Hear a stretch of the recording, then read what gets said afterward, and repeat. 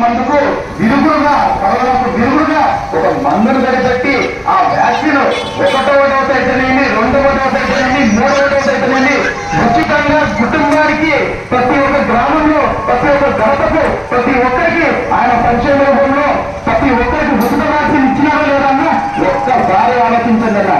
గుండెల మీద చేసుకుని ఏ పార్టీ వల్ల లేదా ఆలోచించండి. నిజమా కాదన్న నరేంద్ర మోడీ గారి ఇచ్చిన సంక్షేమ పథకాన్ని మనం అందుకున్నామా లేదా? అందుకే నేను గర్వంగా చెప్తున్నాను, నరేంద్ర మోడీ గారి ఇచ్చిన సంక్షేమ పథకాలు 300 అయి ఉండొచ్చు, 500 అయి ఉండొచ్చు, 80 అయి ఉండొచ్చు.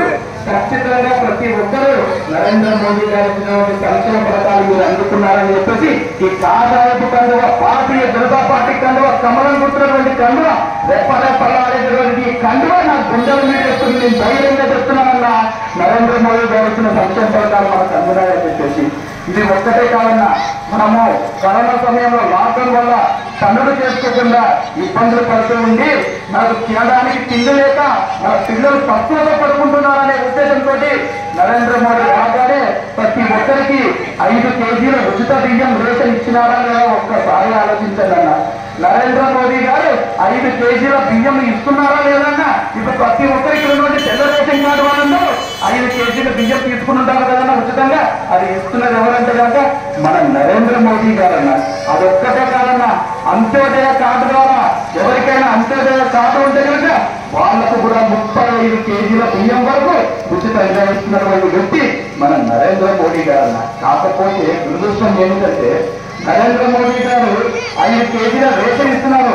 ఇటువంటి ట్రక్కే మన ఊళ్ళోకి వస్తున్న ఏదో ఒక సంక్షేమ పథకం ఖచ్చితంగా ప్రతి ఒక్క పార్టీకి సంబంధించిన వ్యక్తి ఎవరైనా సరే ప్రతి ఒక్క కుటుంబానికి ప్రతి ఒక్క గడపకు ప్రతి ఒక్క మనిషికి సంక్షేమ పథకం నరేంద్ర మోడీ గారు చేయనాయని చెప్పేసి నేను గర్వంగా చెప్తున్నానన్నా.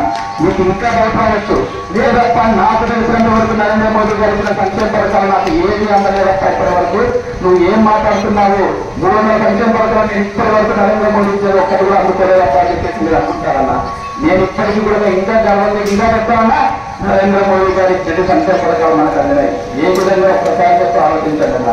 2019లో నరేంద్ర మోడీ గారు ప్రధానమంత్రి అయిన తర్వాత మీరు కనుక ఒక్కసారి చూసుకుంటే కనుక ఒక మహమ్మారి మన భారతదేశానికి చైనా నుంచి తప్పి మన మహమ్మారి వచ్చి మన భారత